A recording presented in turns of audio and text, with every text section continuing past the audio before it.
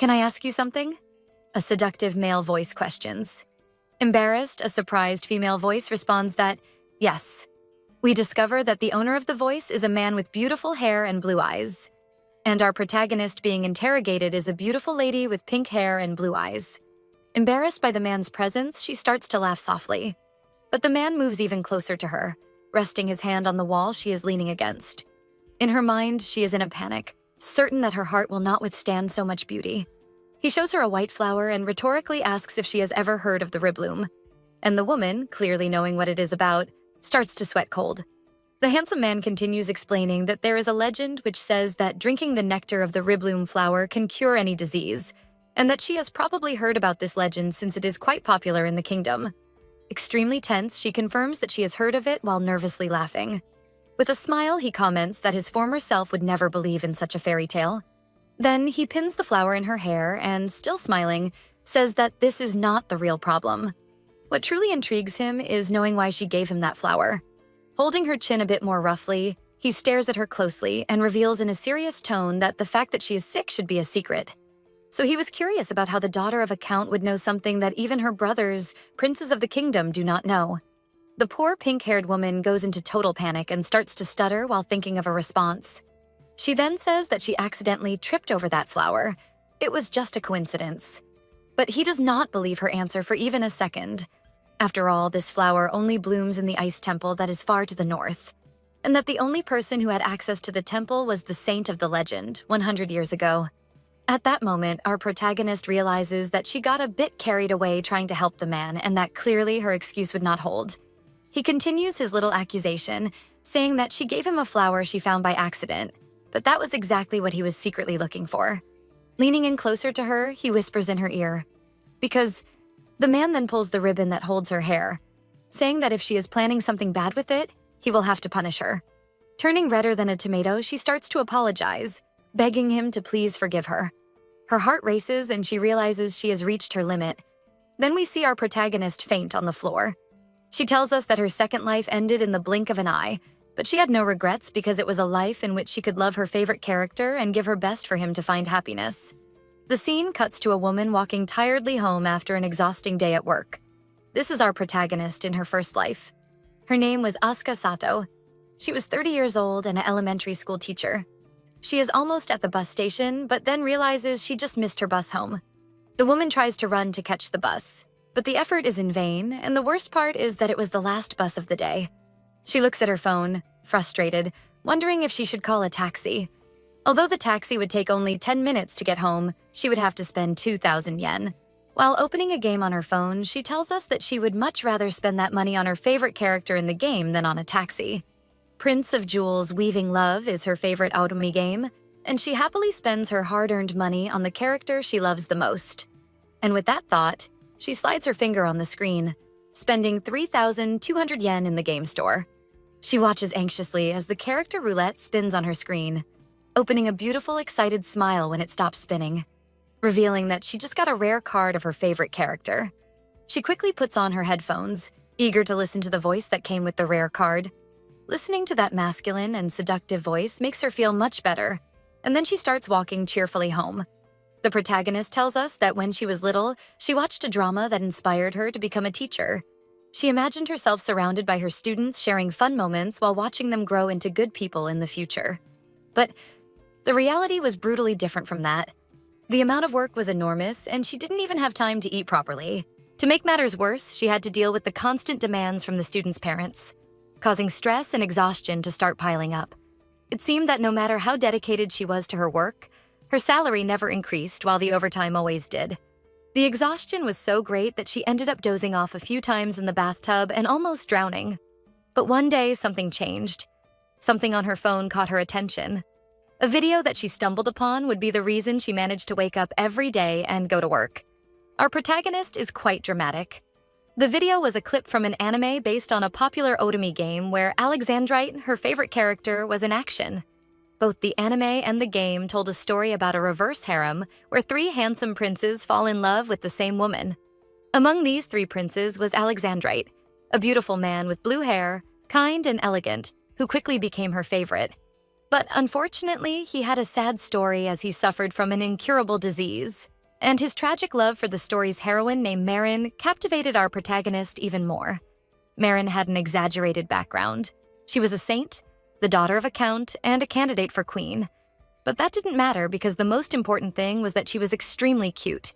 After watching that video, our protagonist began consuming everything related to that franchise and also started playing the game. And despite spending quite a bit of money quickly, our protagonist didn't seem to mind spending on her favorite since he was the reason she could endure her job. It was almost as if her favorite character's happiness was her happiness, and when she spent money on him, she felt alive. Honestly, this thought is quite problematic. But since it's just a fictional story and serves to show how much the protagonist admires Alexandrite, I'll let it slide. She smiles tenderly, thinking of her beloved Alexandrite. And as she walks home listening to his voice, she mentally thanks him for being created and existing. Little did she know that her happiness was about to be shaken on the day of the final episode of the anime. On the day of the episode, our protagonist had a hectic day at work. And in the last few days, she had stayed up late numerous times because of work. Even so, she managed to be free in time to watch the long-awaited episode. In the game, she always managed to find him by spending money. But today, she was excited to watch the last episode of the anime. So she loaded up on caffeine to stay awake and memorize every detail of her favorite's heroic moments. But then, her world collapsed. She looked at the TV in total panic as Marin's voice told Alex to hold on a little longer. Alex, with a trembling and weak voice, said that he had always loved Marin and would love her forever. Then we see on the TV the image of Alex lying on Marin's lap in his final moments, confessing his feelings before departing. Our protagonist panicked at the sight of her favorite leaving. She screamed while crying for him not to perish, but her screams were in vain, as the last episode of the anime ended, and her favorite had a tragic ending. Because of this, she cried copiously all night until her eyes were swollen and her voice became hoarse. And the worst part was that after Alex passed away, his beloved Marine married his greatest rival in love. It was unbelievable that her favorite had such a bad ending. He didn't deserve that. While crying, she tried to understand why he had to end up like this, and if there was any way to save him. With this strong thought in mind, she fell asleep, and when she opened her eyes again, she realized she was in a different place. She got up, bringing her hand to her face to ease the brightness as her eyes adjusted, and as she moved, she wondered why her back hurt so much. When her vision finally cleared, she turned and saw her reflection in a store window, a beautiful woman with pink hair and blue eyes. Upon realizing that the woman was her own reflection, she was startled, stepping back in surprise. She looks around more calmly, seeing a Victorian-style city, with people in old-fashioned clothes and carriages. Very different from the world she is used to.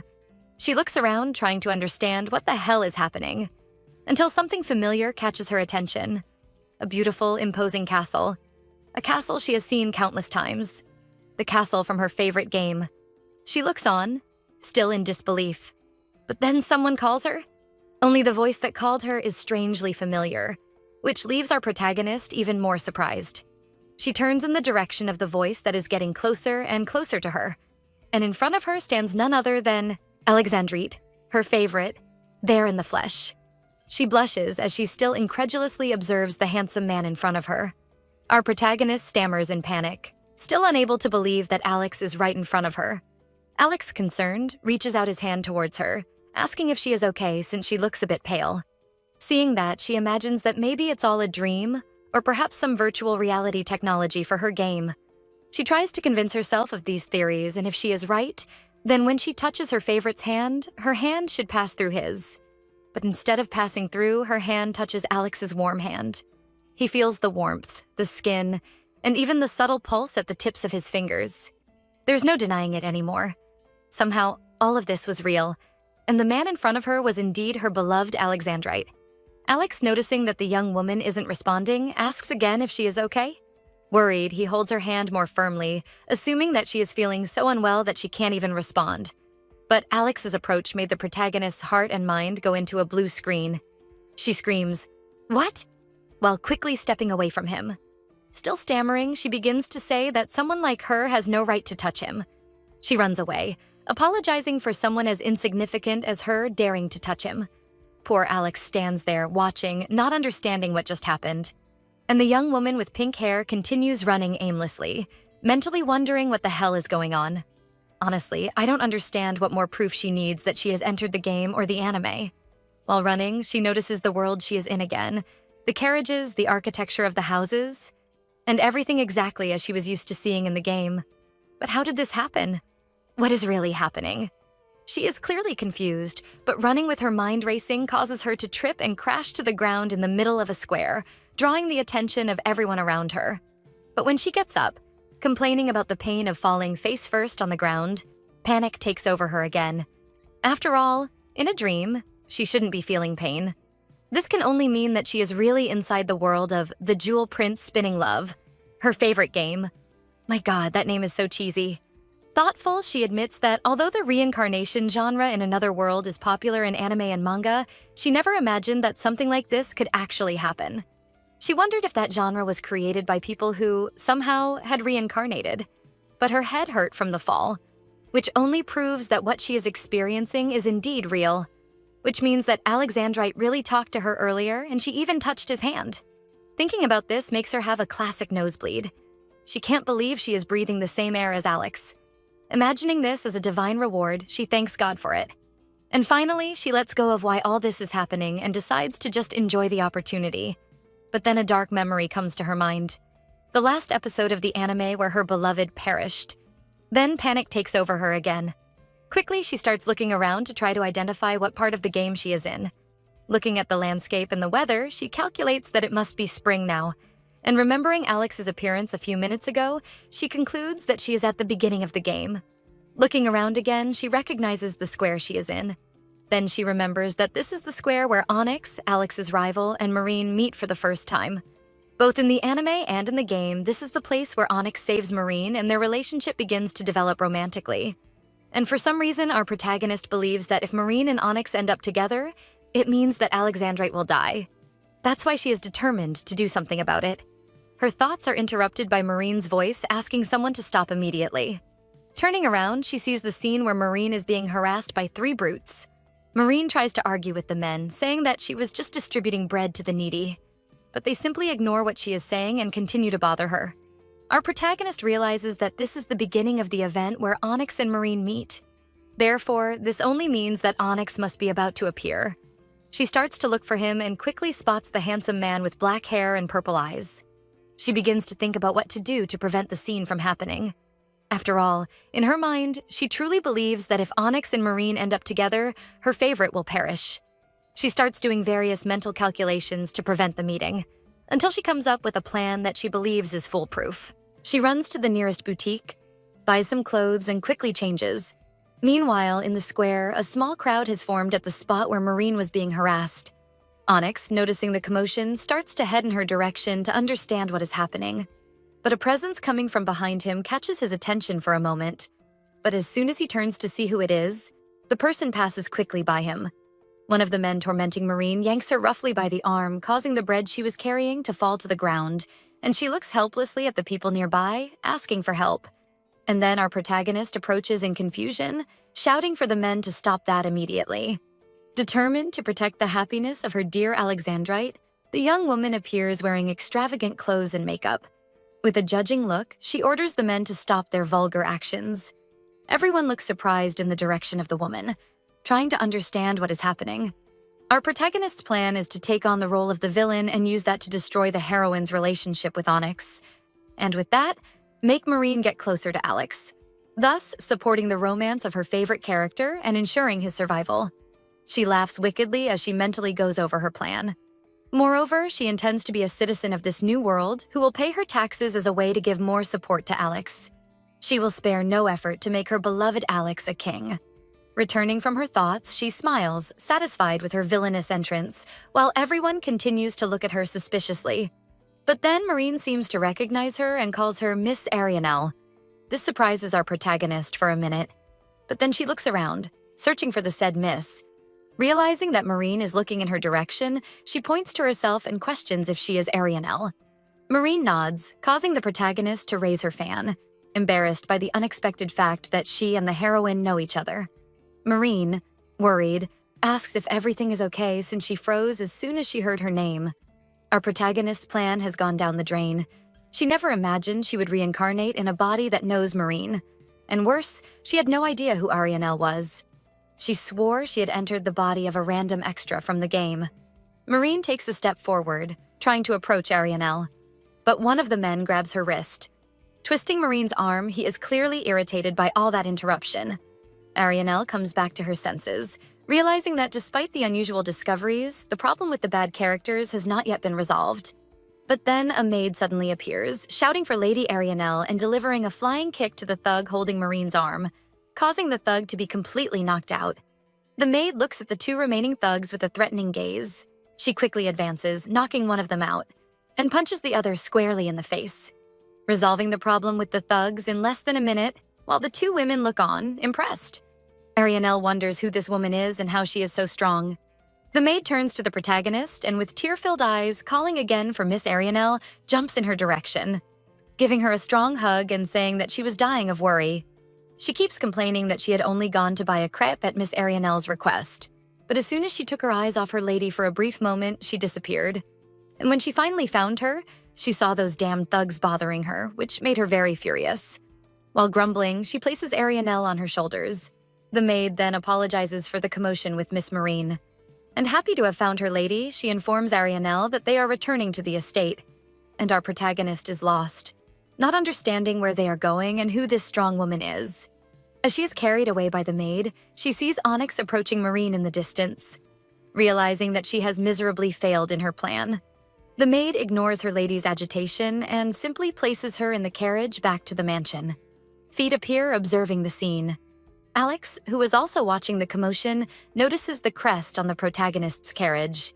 He recognizes the crest as belonging to the noble family of the Night Deer, and thus assumes that the pink-haired woman is a noble from that family. A man approaches Alex, calling him Prince Alexandrite and asking what he is doing in a place like that, saying he has been looking for him everywhere. Alex apologizes to the man, calling him Harry. He then says that he would like to ask Harry a favor. At Arianel's family mansion, a doctor informs the maid that her lady shows signs of amnesia and that she probably fell and hit her head while she was alone. Nadia, the maid, cries, blaming herself for not taking proper care of her lady while her parents were away. Arianel tells us that she only responded that she didn't know to all the doctors, and now they believe she has amnesia, and that it all started in the carriage to the mansion. When she asked the maid what her name was, as soon as she said that, Nadia went into total despair. As soon as they arrived at the mansion, doctors were called, and they soon began asking her various questions, but she couldn't answer any of them.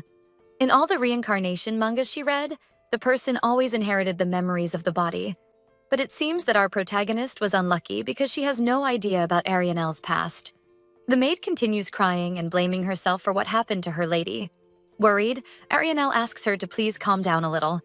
But the extremely formal way in which her lady addresses her makes her panic even more. Arian asks her to introduce herself again, as her memories should surely return soon. Then the maid formally introduces herself as Nadia. Arianel repeats the maid's name and asks her to tell her more about herself. Holding a huge hammer, Nadia says that maybe another blow to the head will make her lady's memory return, but Arianel obviously refuses to use that method. Nadia then begins to tell Arianel various things. She and Marine had their debut in society on the same day, but they only talked a little and are not close. Furthermore, Arianel has always had weaker health since birth, and on the day of her debut, she had a high fever, having to return to her mansion shortly after arriving at the party. And since then, she has not been able to attend many balls. For this reason, despite being from a prestigious family, she has not received many marriage proposals yet, and practically that was all the useful information she managed to gather. Because the rest of the conversation was Nadia emphasizing how lovely and angelic Arianel was as a child. Despite this, knowing more about who she was now was extremely important, and although it seems a bit wrong, she thanks the real Arianel, as this amnesia story is the perfect excuse. And now that this little problem is resolved, she needs to focus on preventing the death of her beloved Alex.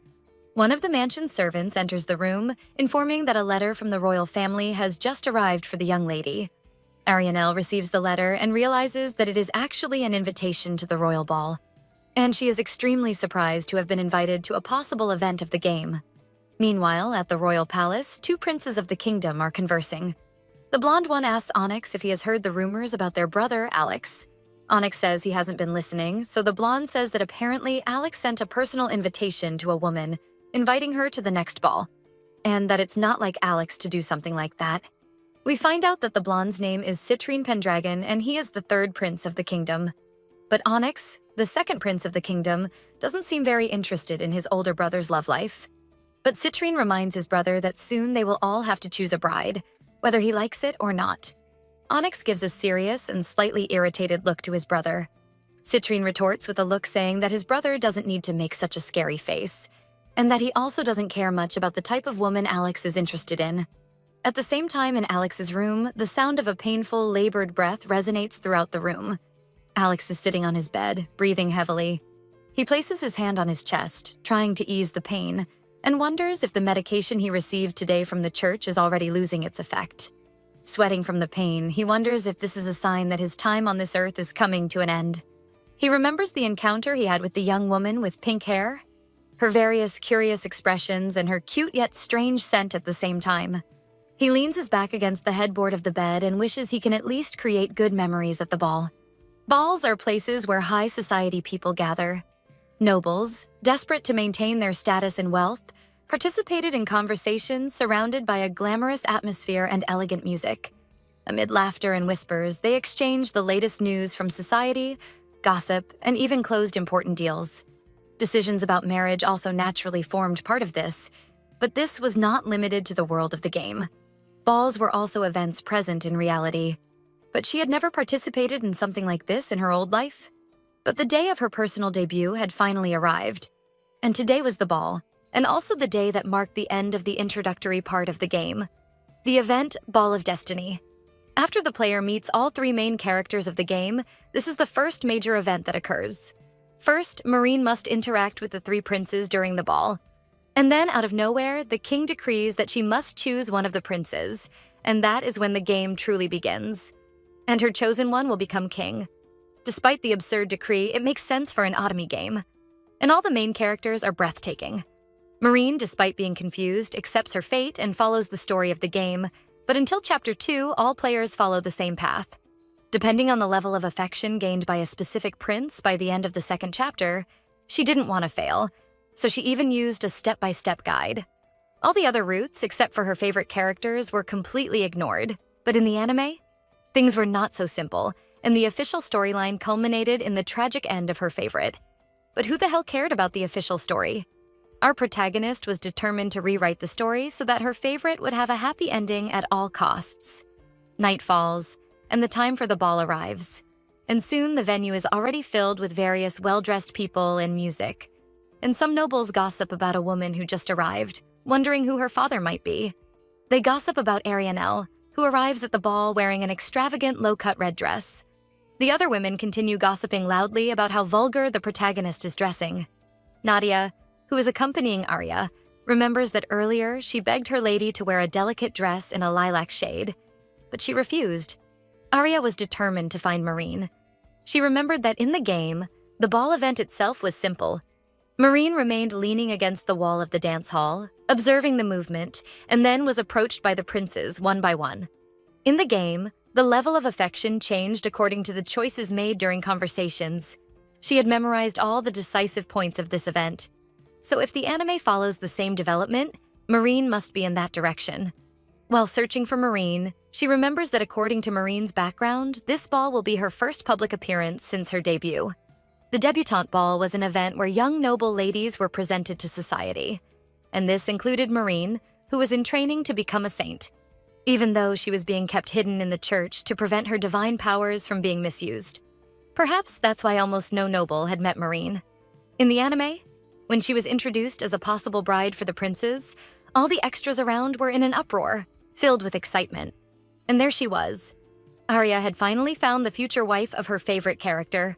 At this point, she thought it would be best to eliminate all events that could lead to any path other than the romance between her favorite character and Marine. Arya gives a discreet smile in Marine's direction as she approaches her, and Marine responds with a beautiful smile. She was excited to have found Marine so quickly. It meant that now she only needed to play her role as the villain and completely obstruct the path of anyone who wasn't her favorite. The single nobles at the ball looked at the two beautiful ladies enchanted by their beauty. But as soon as any of them tried to approach, Arya shot them a look of hatred and disapproval, making them back off. However, this proved to be extremely tiring, and both Marine and Nadia suggested that Arya rest for a bit, but she insisted that she was fine. Worried, Marine went to get a drink for Arianel. Arya became concerned because if Marine stepped away now, there would be no way to know when she would encounter someone other than her favorite. But Marine quickly disappeared into the crowd and gives a half smile in Marine's direction, making her feel slightly uncomfortable. The woman then trips, spilling the entire wine glass on Marine. Arya, watching from afar, notes that a scene like this didn't happen in the game or the anime, so she wonders why this was happening. The woman gave a fake smile and murmured an insincere apology, and then, with a look full of disdain, claimed that Marine was probably too busy chasing after men to notice her presence and ended up bumping into her. The woman began to withdraw while the others watching there started to laugh discreetly at the situation. Arya approached and ordered the woman to stop immediately. While helping Marine to get up, she demanded that the woman apologize properly since she was clearly in the wrong. The woman said she had already apologized, but Arya retorted that clearly that wasn't an apology, as it lacked sincerity. The woman let out a small huff, saying, "Why should she care about that? Oh, are you telling me to be quiet while someone I care about gets hurt?" Arya said. She continued asking the woman if she happened to know who that young lady was. Arya approached, asserting that the woman surely had no idea that she had just offended a duchess. And the woman looked clearly worried upon hearing this. Seemingly savoring the tension in the air, Arya whispered in the woman's ear, "I wonder what your family would think if they knew you acted so rudely towards a duchess." Noticing the desperation in the woman's eyes, Arya smiled victoriously. Quickly, the woman bowed towards Marine, sincerely apologizing for her rudeness, and asked if the young lady forgave her. Marine was somewhat incredulous at the whole scene and simply said yes. The woman then looked angrily at Arya, questioning if that was enough. Arya looked at her with disdain, saying that she did a good job. But to the woman's surprise, Arya continued speaking, warning her to remember that one day the woman's ignorance would be the reason for her own ruin. Therefore, she should educate herself so that this doesn't happen. Suddenly, the woman's features were of complete panic. Arya didn't understand the reason for the sudden change and questioned the woman about what was happening, and the woman just pointed to something behind Arianel. Arianel then turned in the direction the woman was pointing, curious. Then she came face to face with Onyx, Prince Citrine, and her favorite Alexandrite, standing right behind her, and apparently they had seen the whole scene that just happened. Arya was very surprised. She had prepared to deal with one prince at a time, as in the game. She had prepared and rehearsed all night for this, but she never imagined she would have to deal with all three princes at the same time. She was clearly neither mentally nor emotionally prepared for this. She felt cold sweat from the unexpected situation, mentally wishing that the gods of planning and strategy illuminate her mind. Onyx walks past Arya, completely ignoring her and extending his hand towards Marine, asking if she is okay. Marine blushes discreetly, saying that she is fine while reaching out to lean on Onyx's hand. Our protagonist quickly realizes what is happening and knows she needs to stop this at all costs, grabbing Onyx's hand before Marine can. With a tense look, she assures him that Lady Marine is fine and that he shouldn't worry. Citrine interrupts the moment, commenting that the two should change clothes as quickly as possible because they look terrible. Arya then remembers that Marine's dress is still soaked with wine. The image of Nadia begging Arya to wear another dress comes to her mind. Arya then says she has an outfit that Marine can wear. But in the middle of the sentence, Alex comes up behind her and lifts her by the waist, pulling her out of Onyx's way. He then whispers in her ear that she should join them. She turns to look at the owner of the voice that whispered in her ear and finds the handsome Alex smiling at her. This causes our poor protagonist to freeze in embarrassment. And out of nowhere, we see Asuka's face. She is sitting in a school chair in the middle of nowhere. But the environment slowly begins to shape around her into a familiar place. The classroom where Asuka was just a child, the children in Asuka's class were bothering her because apparently she showed interest in one of the boys in her class, saying that the boy should feel bad for having someone so ugly liking him. Poor Asuka starts to cry, saying that she knows she will never be loved by anyone and begs the children to stop laughing at her. Our protagonist screams an apology and wakes up startled, sitting up quickly in bed. Still breathing heavily, she realizes that it was all just a nightmare. She wipes the tears from her eyes while mentally struggling to believe that even after so much time, she still dreams about the things that happened in the past. Someone beside her offers her a glass of water, and Arya promptly accepts. She drinks the glass of water without thinking, while we see Alex smiling beside her. Feeling a little calmer, she pauses for a minute and then wonders where she is. And who gave her the glass of water? Alex, seeing how quickly she drank the water, kindly asks if she would like another glass. Arya freezes, finally starting to realize what is happening. She recognizes the voice that is kindly offering her a glass of water, and it belongs to Alex. Entering a mix of embarrassment and anxiety, not understanding how she ended up in this situation. Alex, whether intentionally or not, moves closer to her, analyzing her flushed face and questioning if she might have a fever. This causes our poor protagonist to panic, quickly distancing herself from Alex while trying to calm her heart. But she realizes that her panic has made her go beyond the edge of the bed, so she just closes her eyes, waiting for the impact of the fall. However, Alex quickly catches her, pulling her close to him and preventing her from falling. He looks at her with concern, asking if she got hurt, and if she is in pain anywhere. The gentle voice of her favorite character and the warmth of his body so close to hers make her blush. And quickly Arya brings her hand to her face, trying to contain the possible nosebleed that is about to happen. She tries to calm her heart that is beating intensely, but Alex doesn't help by getting even closer to her and hugging her. Arya practically begs him to let her go, but Alex, worried, doesn't understand that she is just embarrassed and says that she probably shouldn't be feeling unwell again. He picks her up in his arms, carrying her like a princess, and starts to take her back to bed, stating that she needs to rest a little more. Arya can hardly think straight, being so close to her beloved Alex, and being so near. She notices that just like his personality, his skin also seems perfect. Alex explains that earlier she fainted in the ballroom. So worried, he brought her to this room so she could rest and recover. Arianel then senses a fragrance coming from Alex that reminds her of something. Earlier, still somewhat groggy, she remembers having felt the same pleasant aroma.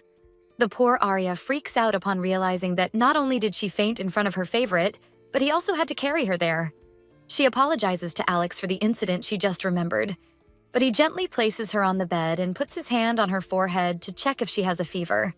He asks her not to exert herself too much when she isn't feeling well, and that she seemed to be in pain even while sleeping, which is why he was worried about her. He gently caresses Arianel's face, making her heart race even faster.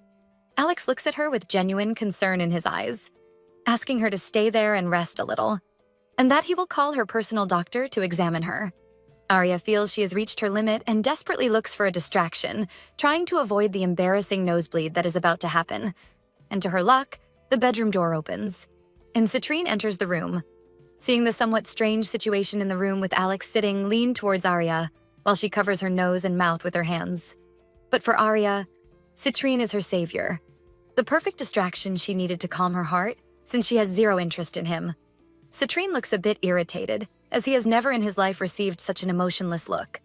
Irritated, he questions Arya why she is looking at him that way, to which she replies that she is just focusing her mind and that he shouldn't worry.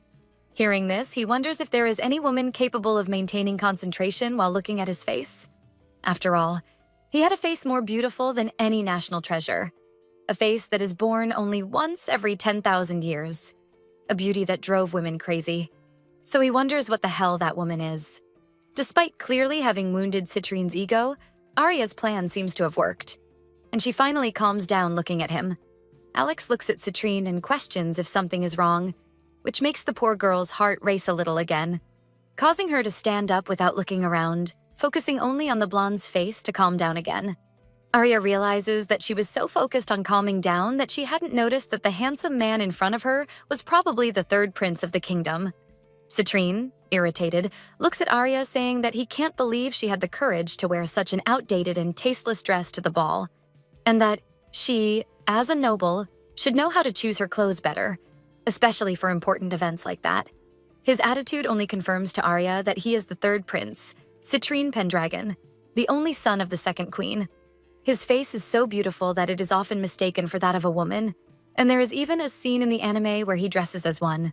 His personality is arrogant and narcissistic. She has never been interested in him, as the character is portrayed as being the same age as her students. And she has no idea what events or actions he might be involved in. Since he is as immature as the students she used to teach, she decides to show him the appropriate attitude for this situation. Smiling, she says that she likes the dress, so she sees no problem in wearing it. Citrine looks at her, saying he is disappointed that she is such a stubborn woman and doesn't listen to what he says. The sharp tongue of the spoiled third prince slightly irritates the protagonist, which only confirms to her that he could never be her favorite. But Citrine ignores Arya's look and tells her to hurry up and put on the dress he chose for her, as he could no longer stand looking at someone with such a disordered sense of fashion. The maid who brought the dress approaches Arya, informing her that she will help her change. But then Alex interrupts the conversation, demanding that Citrine apologize to the lady for his rude comments, and that he thinks she looks beautiful just the way she is. Citrine looks at his brother, incredulous at what he just heard, questioning if he really finds such a striking face and makeup attractive. Alex retorts that, to start with, he never believed that external beauty was the most important thing in a woman. With that, the atmosphere between the brothers becomes a bit more tense. Only at that moment, someone enters the room and a soft voice calls for Lady Arya. Marine has just entered the room and seems happy to find Arya. She is wearing a beautiful lilac dress, which makes our protagonist quite excited. Quickly, she approaches Marine to analyze the girl's dress up close, blushing, mesmerized by the heroine's beauty. But besides that, it was also the dress for a special event between the heroine and her favorite character. So I was very happy to see the dress in person so early in the story. But her happiness is short-lived when she hears Onyx's voice approaching and realizes that he and Marine seem to be close. She reminds us that this is Onyx Pendragon, the second prince of the kingdom, and also the rival in love of her favorite character in the story. She doesn't like him because, to her, he is just pretending to be a simple and kind person to get close to Marine. And mainly because in the end, Onyx ends up stealing Marine from Alex. The biggest problem is that the rival is Marine's childhood friend, and from their first meeting, it was already clear that he liked her. And that a story of childhood friends turning into lovers is a solid background appreciated by many. And to make matters worse, the official plot of the anime further strengthened that classic couple. The bond between them was too powerful. Irritated, she silently cursed the rival while thinking of ways to prevent their romance. Meanwhile, Onyx approached her and said he was looking for her. Marine lowered her gaze and apologized softly. He responded with a calm smile and a loving look, saying it was all right, that he had just been worried for no reason. And to our protagonist's despair, a cute moment between Onyx and Marine seems to be unfolding quite naturally. Marine, noticing the prince's gaze, asks what is happening, and he, embarrassed, replies that the dress looks very good on her. The heroine then asks if perhaps Onyx prepared this dress especially for her. Meanwhile, our protagonist suffers seeing how quickly their relationship is evolving. Onyx confirms that he chose the dress and says he is happy that she liked it. Marine, with flushed cheeks, thanks him for the dress. And Arya's despair only increases, realizing the power of the official couple of the anime, as they seem more like a couple that just started dating than just childhood friends. But Arya does not intend to give up so soon, and she begins to take action, interrupting the couple's conversation. But she knows that if they have a dance together, the relationship between the two will only grow, so she needs to prevent that at all costs. Arya then apologizes to Onyx and says that she should be the one accompanying Marine. But he doesn't seem to understand what she means by that. She then explains that if he hasn't noticed, some noblewomen seem to be irritated by Marine's presence. And if he, a prince, stays by her side, it might make the noblewomen even more irritated and jealous, causing them to bother her again. But unlike him, she, his friend, can easily fend off the envious women. She takes Marine's hand and asks her to please stay by her side. The heroine, in turn, is touched by her friend's concern. Little does she know that Arya is doing this with other intentions in mind. Alex approaches Arya, saying he disagrees with what she just said. He looks at Arya with concern, reminding her that she fainted earlier and that it would be wiser to rest instead of returning to the ball. Upon hearing this, Marine, agreeing with Alex, insists that Arya rest. Arya tries to reassure everyone, saying that she is already feeling perfectly fine. She then takes Marine's hand and pleads with her to let her accompany her to the ball. Marine is unsure of what to do in this situation. After all, she doesn't want to deny her friend's request, but is also worried about her. But since she insists that she is feeling well, Marine agrees to let her accompany her to the ball. Alex, who observes everything thoughtfully, comments that in that case, he has no other option. He gallantly kisses Arya's hand and formally asks her to be his dance partner, and that only under this condition will he allow her to return to the ball. And our dear protagonist wonders how things got to this point. The story takes us back 6 months to the royal castle. Alexandrite is in his room with a frightened expression and dark marks all over his torso. A doctor is nearby and explains that if the bruises on his body reached his heart, it would likely take his life. Alex then asks how much time he would have left if he did nothing, and things continued as they were. The doctor replies that with luck, he would probably have about a year left to live. Alex lowered his head, resting his face in his hands, upset to know that the time he had left was less than he had imagined. The doctor tries to reassure him, saying that they will do everything possible to extend his life. Hearing this, Alex runs his hand through his hair and asks if there was any chance of a full recovery. The doctor hesitated, unable to give an answer. With a weak smile, Alex tells the doctor that he understands the situation and trusts that they will do the best they can. Alex tells us that the first bruise appeared on his leg, so he thought he had hurt himself during training and didn't pay much attention. But the bruises began to spread across his body, and the pain that came with them grew stronger and stronger, until one day he started coughing up blood. And shortly after, he fainted.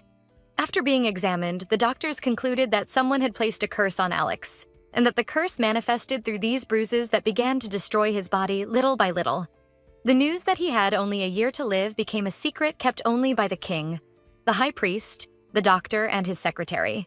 The king feared that if this information leaked, it could cause unrest in the kingdom. And because of this, it was natural for the king to start preparing Onyx as his successor. Even Alex believed that this was the right decision.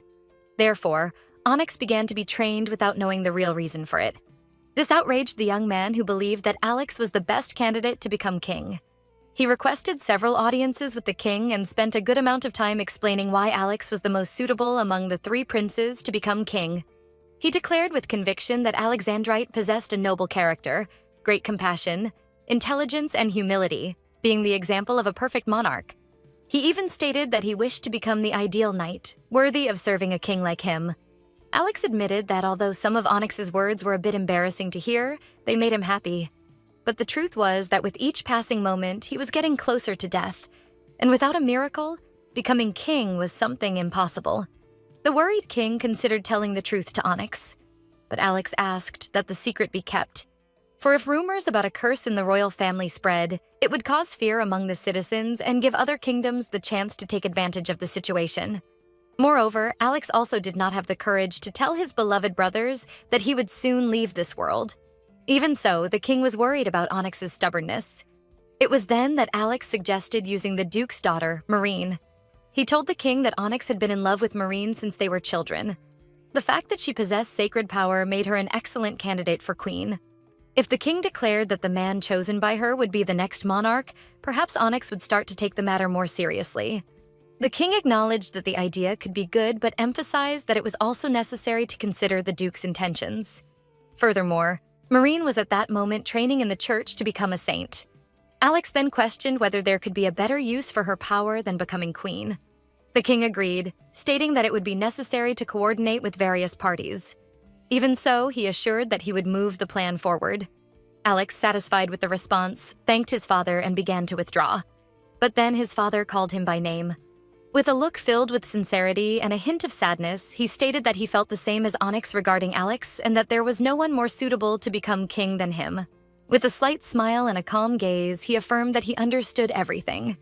Wow, I am impressed with our dear Alex, so perceptive and intelligent. So it was all part of his plan. I have faith that our protagonist will manage to save him. Shortly after, a letter arrived from the high priest, who had been secretly investigating the case. In it, he mentioned that a saint from the past had recorded the breaking of the same curse. The method described involved drinking the nectar of a mythical flower called ribloom. However, the record was from hundreds of years ago, and there was no guarantee that it was true. Even if it was just a small chance, Alex knew he had no other option but to cling to it. He immediately asked the high priest to search for the flower. In the meantime, as a temporary measure, he received church healings every few days to slow the curse's progression. Although the healings were making the curse evolve more slowly, the pain worsened each day, and if it weren't for the relief spells, he wouldn't even be able to stand. And on nights when the pain became uncontrollable, Alex often wondered why he had been born. He questioned why he had been the only one cursed and if he had been born only to endure that pain and die alone. And then, 6 months passed, and the search for the flower showed no progress. And without the flower, his path to survival was slowly disappearing. At least once before he died, He wanted to feel the joy of having been born. It was then that he met her. At first, he thought she was just an interesting woman. He had never seen a lady make such a funny expression upon seeing him. And as much as Harry found the young woman's attitude extremely disrespectful, something about her made Alex laugh out loud. It had been so long since he had laughed like that. And so he was determined to observe this interesting lady a little longer. And despite not understanding why she was acting that way, he couldn't help but find it all amusing.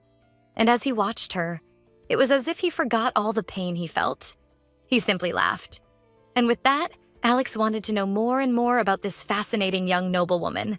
So, as soon as he discovered which family she belonged to, he asked Harry to send an invitation to the ball. Being from a prestigious family, she was easily qualified to attend the ball. On the night of the ball, Alex anxiously watched the carriages arriving, until she finally arrived at the ball. He smiled, believing that if he stayed by her side, he would be able to laugh until the end. And he was right. For that night, she showed him another funny expression. What other expressions did she still have to show him? He became more and more curious, more and more enchanted. Just watching her made him want to laugh. And as he laughed, the pain simply disappeared. He believed that perhaps this was what people called a miracle. Back in the present, as he and Citrine waited for Arya to change, Alexandrite then asked the gods, ensuring that he would not ask for anything more than that. So, at least until the end of his life, he simply wished from the bottom of his heart that they would let him stay by her side. He was sure that if this were possible, he would leave this world without regrets. The heart of this humble narrator aches a little upon hearing Alex's side of the story. And sadly, but at the same time, he is very cute and in love. Only Arya can't relax, thinking that while they are dancing, it means she will have to stay very close to Alex and still hold his hand, so the chances of her perishing from blood loss are almost certain. And it seems that while she was busy distracted with Alex, Onyx ended up bringing her closer to Marine and calling her to dance, which irritates the protagonist quite a bit. But she tries to calm down, remembering that there is still an opportunity to recreate the famous scene from the event she loves so much. She self-declares as the Cupid of love, ensuring the success of her favorite couple. With a plan in mind, she finally softens her expression, smiling at Alex, focused on reinforcing the bond between Marine and Alex and ensuring her favorite's happiness. The two then head to the center of the ballroom to start the dance. Woman, let go of this ship. Look closely at Alex. He is head over heels in love with you. Stop being silly and accept this man. Just Alex's smile makes her heart race, and she tries to concentrate so as not to lose her focus on the mission. From the corner of the ballroom, Citrine watches the two, slightly irritated that Arya did not thank him for choosing a dress that flattered her immensely. In the original game, there was an event during the ball where it was possible to choose where the heroine would go. This choice determined the partner for the final dance, making it an extremely important decision, as the relationship with that partner would increase significantly. She, of course, had already researched the strategy guide and knew that near the window was the correct choice. But she thought it was just a simple event, where Alexandrite invited Marin to chat briefly on the balcony. However, to her surprise, Alexandrite was being completely chivalrous and kissed Marin's hand, a bold event right from the start. Although it wasn't the legendary event she expected, he was trying to trigger the event that happened because Marin hurt her heel and Alexandrite noticed her, picking her up in his arms. This means that if Marine meets him near the window and has blisters on her feet, the event will likely be triggered. So she needs to make these events happen, but no matter how much that was the plan, things were not evolving favorably. Because before she could do anything, Marine had already been taken by Onyx to the center of the ballroom. She needed to find a way to interfere, make Marine hurt herself, and lead them to the balcony. Maybe when the music stops, she would have an opportunity to pull Onyx away and separate the two. But the blisters were a problem. How would she make Marine get blisters? Making her walk a lot was an option, but it seemed too cruel of her to do that to the lovely Marine. Alex, noticing his partner's distraction, asks where she is looking. And was dancing with him so boring that it made her look away? Arya, blushing, replies that it was nothing like that. He then asks if he can assume that she is enjoying dancing with him, since he was worried about being the only one having fun. Arya goes into fan mode and can't help but wish she had a camera in hand to capture the incredibly beautiful expression of her favorite. This thought makes her turn redder than a tomato, and she should look away in embarrassment. Arianel is completely mesmerized by the way Alexandrite moves, realizing that he dances with impeccable elegance. To her, he seems like a true masterpiece sculpted by the gods. And for a moment, she is happy to learn more about her favorite. but she can't help but break out in a cold sweat thinking that she is so close to Alex. She believes, for some reason, that she needs to bring Marine and Alex closer together. After all, she thinks that Alex is bothered by her proximity. Meanwhile, still in the corner of the ballroom, Citrine is sitting, clearly irritated, while sipping a glass of wine and watching his brothers dance. Surrounded by women vying for his attention and inviting him to dance with them. But Citrine seems a bit obsessed with our protagonist, especially because she rejected him, and also because he feels that Arya is different from the other women. She looked at him as if she didn't care about him at all. And with his ego bruised, he is determined not to let any woman resist his charm. He finally stands up, determined to seduce Arya and make her his. But a voice calls out to him just as he starts walking towards Arya. A woman with blonde hair and blue eyes, just like Citrine's. He bows to the woman, wishing her a good afternoon and referring to her as mother. The queen then questions why he is not with the duke's daughter.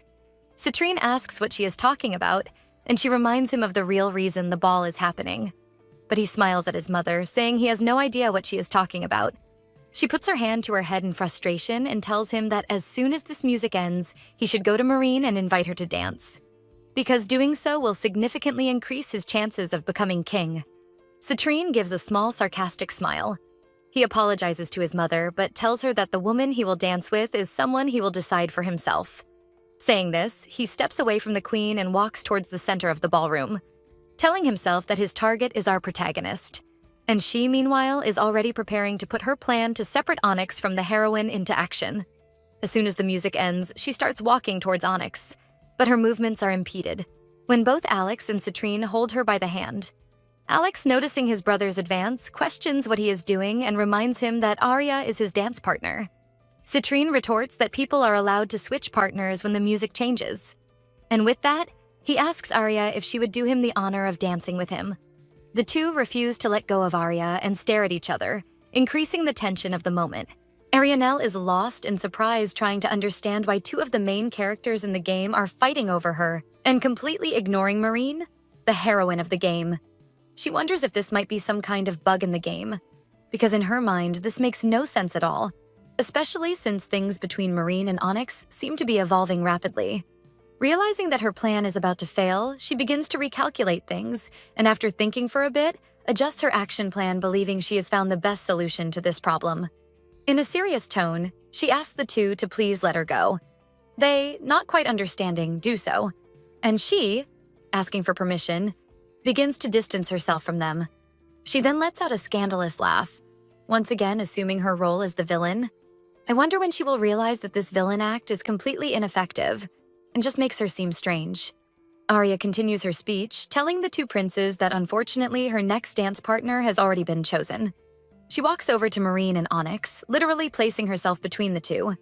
Then she looks at Onyx, saying that he will be her next dance partner, surprising both Marine and Onyx. She then turns to the young heroine, saying that in the meantime she can dance the next song with the elegant Alex. As the music starts, she grabs Onyx's hand, saying that she won't let him escape, and begins to dance, and the atmosphere between the two is quite different from before. Onyx questions who she is, and with a fake smile she replies that she is just a noble lady and that he shouldn't worry about her. But the prince's expression changes, and in a threatening tone he says that he is not referring to that, and wants to know what she did to his brother. She looks at him, clearly not understanding what he is talking about. Onyx explains that his brother Alex is a noble and upright man, and has never been the type of fool to be swayed by a single woman. But when he is close to her, he shows a side of himself that Onyx has never seen. With a mix of hatred and concern in his gaze, he questions whether she might be a witch who dared to use dark magic on his brother's heart. Startled by such a suggestion, she asserts that she would never do something like that and that he is quite mistaken. She explains to us that in this world, dark magic is a curse that borrows power from evil gods. Saints like Marin borrow power from the gods to perform miracles. That is why witches and saints are exactly the opposite of each other. And both in the anime and in the game, there was a scene where her two favorite characters stopped a witch who was trying to use dark magic, saving an entire city. The way they acted together at that moment was perfect. Just remembering it makes her salivate with excitement. Onyx leans toward her in a somewhat threatening manner and warns her that although Alex seems calm now, he believes there is a more suitable woman for him. And if she is thinking of controlling his heart using dark magic, he, Onyx, will stop her. With a confident tone in her voice, she says that it is a coincidence because she thinks the same thing. Onyx is confused upon hearing this, but Arya asks him to look in the direction she is pointing, where Marine and Alexandrite are standing next to each other. She then says that Lady Marine is the most suitable woman for Prince Alexandrite. Arya turns to him and questions if he doesn't also agree with her. And he, with a tender yet slightly sad look, agrees that his brother deserves someone like Marine, making our protagonist feel extremely guilty, realizing that Onyx clearly only wants the best for his brother, even if it means giving up on the one he loves. But she doesn't let the guilt make her back down, as she is willing to do anything to prevent her favorite character from perishing. Arianel then tells Onyx that if he understands this, he should step aside. His speech is interrupted by a request for silence from the king. Arya knows that this means the main event of the ball is about to begin. The king asks for everyone's attention as he is going to make an announcement. He then calls out Marine's name, leaving the young woman surprised and worried at the same time. He continues by saying that the kingdom has 3 princes, and he believes that all of them possess the qualities necessary to become king. Therefore, he makes a request to her, daughter of a noble duke of the kingdom and also holder of the power of the saint. He orders her to choose the most suitable prince to become king and marry him so that they can govern the kingdom together. Marine is unable to say anything after hearing the king's unusual request. Arya notes that Marine's reaction is the same in both the anime and the game, which is quite plausible considering the responsibility of the choice. And despite the positions of the 3 princes being slightly different, it still falls within an acceptable margin of error. In both the anime and the game, the screen would darken at this point, and the next day would begin. Naturally, the story would continue with Marine approaching the 3 princes. And what happens during the black screen was a mystery, leaving our protagonist anxious about what would happen next. But the answer to Arya's question comes quickly when Alex raises his hand, stating that he refuses the position of king. This leaves our young protagonist speechless. The king, poorly disguising his surprise, confirms whether Alexandrite really wants to refuse to be a candidate, prompting the prince to confirm again. Everyone is astonished by such a stance, as they expected Alex to become the next king. Citrine also speaks up, refusing the proposal, using the excuse that being king seems like a lot of work. The king is surprised by the stance of his youngest son, while the queen beside him appears clearly irritated upon hearing her only son's words. Arya casts a judging look at the king for so casually accepting the refusals of potentially good candidates to become king.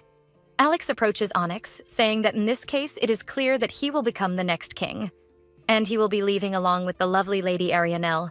He wishes everyone a good end of the night and exits the ballroom, taking Arya with him. Alex takes her to the royal palace gardens. She panics, thinking that this way she won't be able to increase Marine's affection for him, and she needs to get him back to the event as soon as possible. Worried, she asks Alex what they are doing there. Arya observes that Alex has a slightly more serious expression, and although he is trying to act calm, she believes he is not feeling well. She then squeezes his hand, making him stop, and asks if he is feeling unwell. Upon hearing Arya's question, Alex gives a cute smile, blushing slightly. He then says that she is truly an amazing person, but Arya seems not to understand the prince's comment. Alex then leans towards her, resting his head on her shoulder and asking her to lend him her shoulder for just a minute.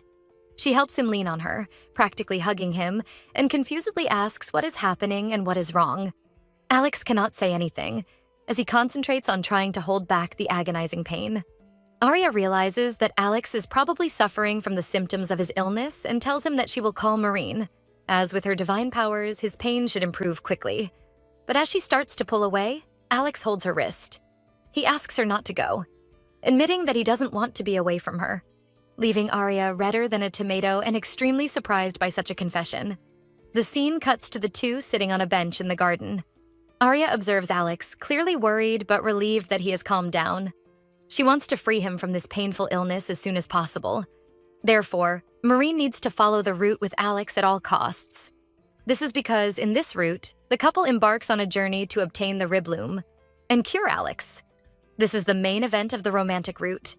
Now it finally makes sense why she was obsessed with them being together.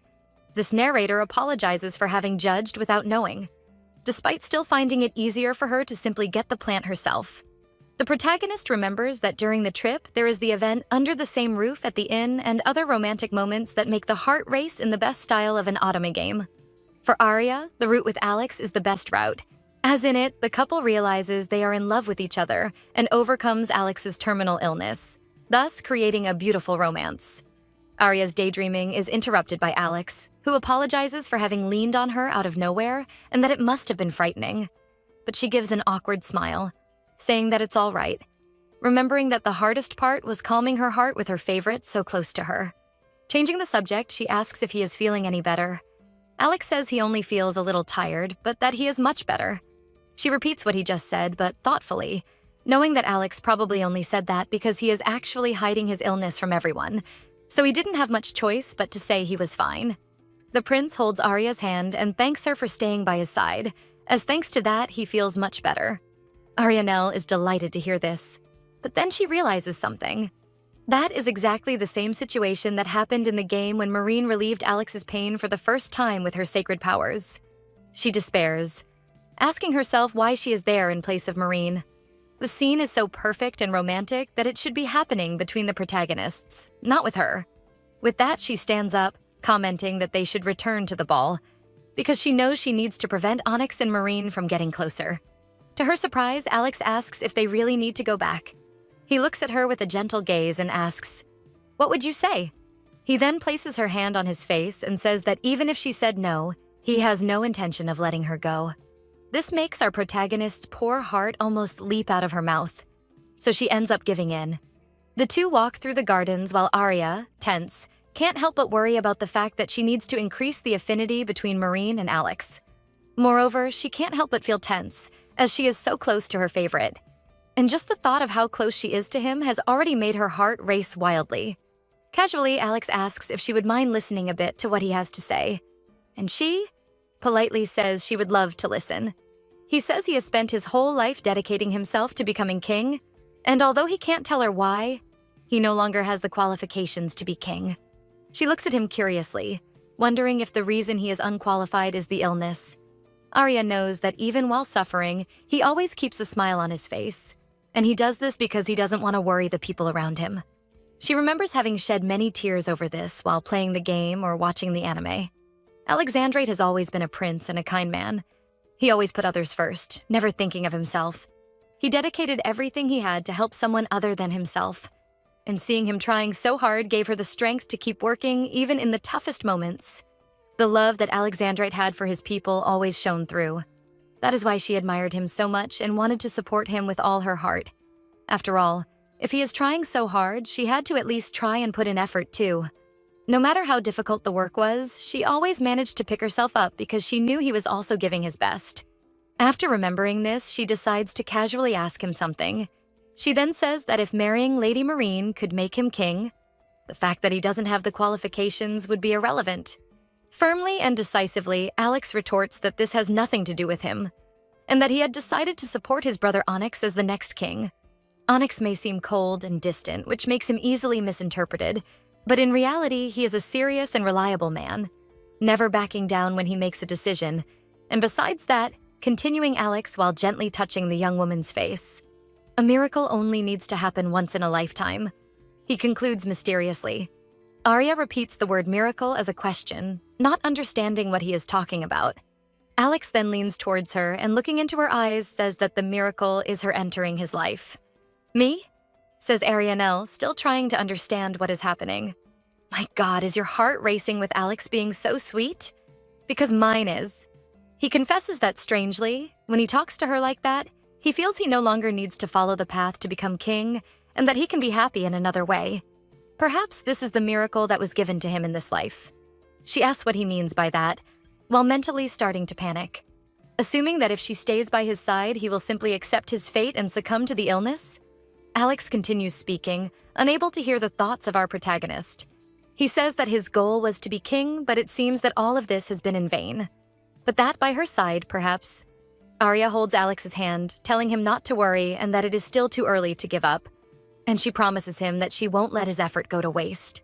And she more than anyone knows that he is the most suitable person to become king, because she has been watching him all this time. Although she has no divine power, she has the knowledge she gained by being a die-hard fan of Alex and playing the game multiple times. Determined, she asks him to leave things to her, mentally promising that she will get the Ribloom and Marine's affection for Alex. Arya, looking Alex in the eyes, promises to make him king with her own hands. After all she wants is to give her favorite, beloved a happy ending filled with true love. Alex is a bit confused by Arianel's words. He believes that Arya didn't quite understand what he meant, while she brings her hand to her chin, saying that she needs to start planning everything immediately. She knows that from now on, Meereen will live in the castle, and there, she will study to become queen while interacting with the princes. Thinking about this, she begins to think of a way to bring the two closer together. But then, Nadia approaches like a ghost behind her, surprising Arya, who questions what Nadia is doing there and why she is apologizing. And then she notices that Nadia is not alone. Right behind Nadia are Meereen, Citrine, and Onyx. Meereen says she is relieved to see that Arya is okay. The young girl with pink hair looks at the heroine, questioning what is happening.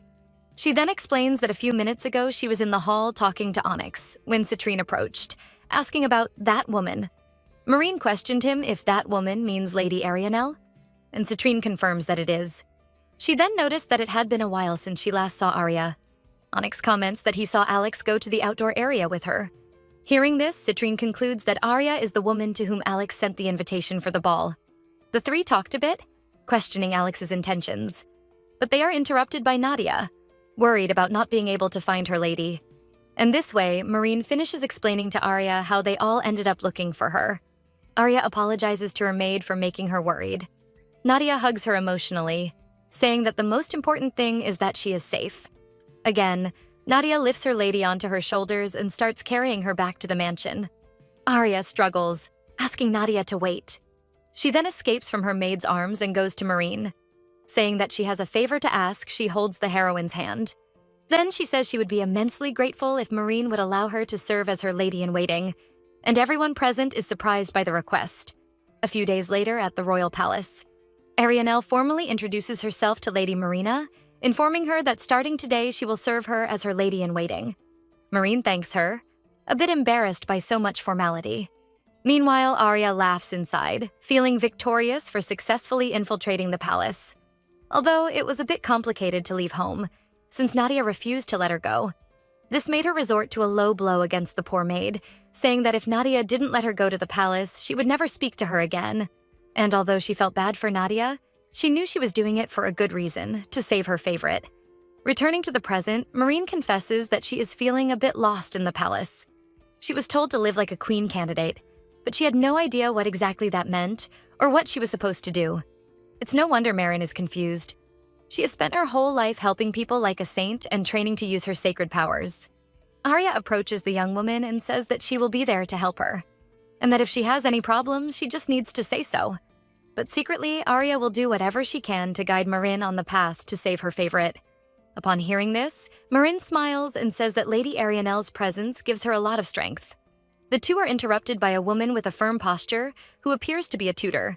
She informs Meereen that starting that day, she will begin to learn everything necessary to become queen.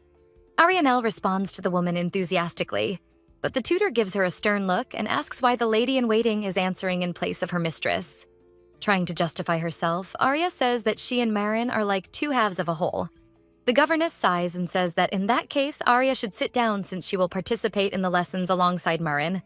But quickly, Arya refuses. Meereen, seeing her colleague's refusal, questions whether she won't stay with her. The protagonist apologizes, explaining that, unfortunately, she has some tasks to fulfill and therefore cannot participate in the lesson at that moment. Then she leaves, leaving both Meereen and her tutor confused. According to the anime, between lessons, the player could talk to her favorite prince, triggering various events and increasing the affection level with him. Thanks to this, there were many breathtaking events. Determined, she decides that she will recreate all that excitement with her own hands. That's why, no matter the cost, she needed to act to avoid the various flags that triggered certain events. She goes to the palace training area, where the soldiers along with Prince Onyx are training. Arya is impressed by how the scene is exactly like in the anime. In the anime, on the day Meereen arrives at the castle, Onyx is training and ends up seriously injuring himself. Then she is called to heal his injury, and they end up getting even closer. In the game, this is the event in Onyx's route that gives the most intimacy points. In other words, this cannot happen. That's why she was there. The protagonist believed that if she kept a watchful eye on Onyx, she could more easily prevent it. In the distance, Alex seems to notice Arya. On the other side of the room, Citrine, who has just arrived, also sees Arya watching the training. Both princes look determined not to let Arianel and Onyx get close.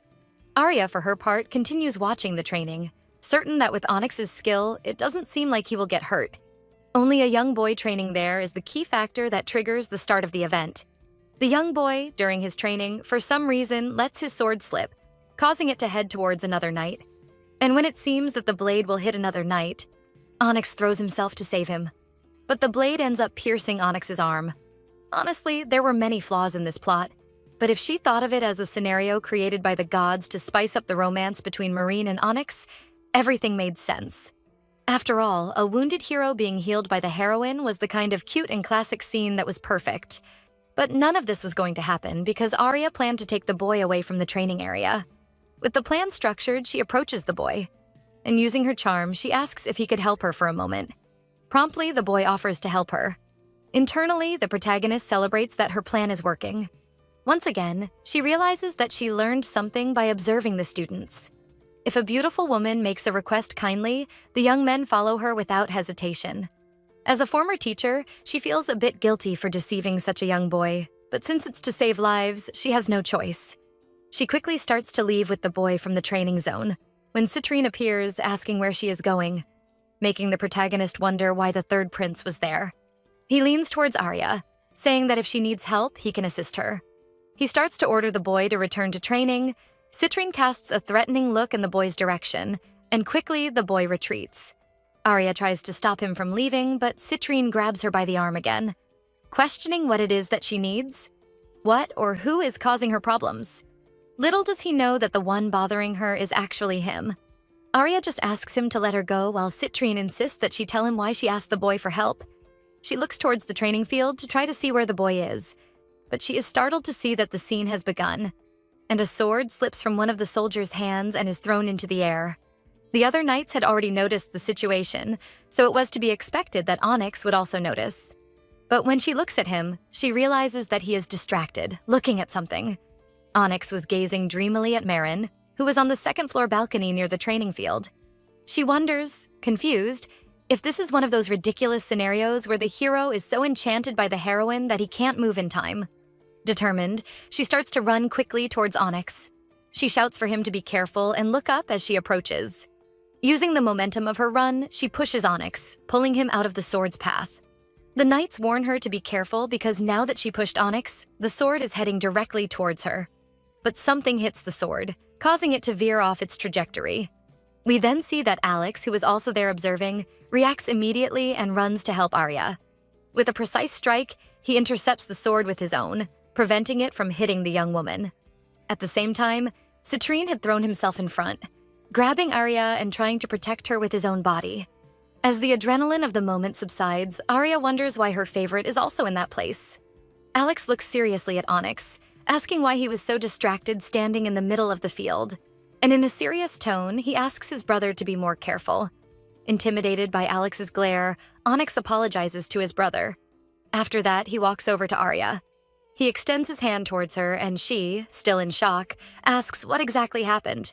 Alex, pulling her closer to him, says he would like to know why she did something so reckless. "Because I don't want you to die." The protagonist responds mentally, knowing she can't tell him the real reason. Citrine hugs her from behind, asking Alex not to make such a scary expression.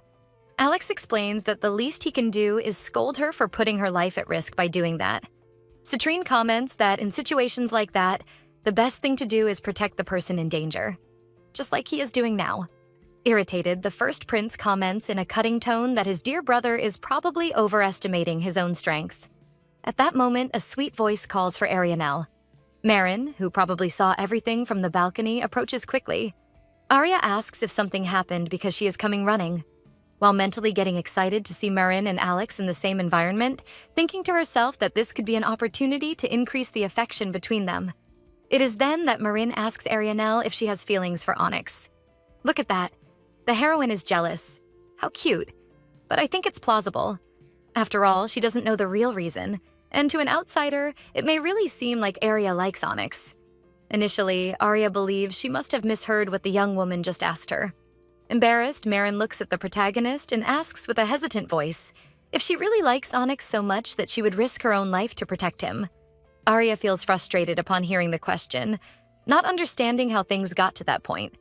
For the protagonist, there are two types of people in the world: those who receive support in love and those who offer support in love.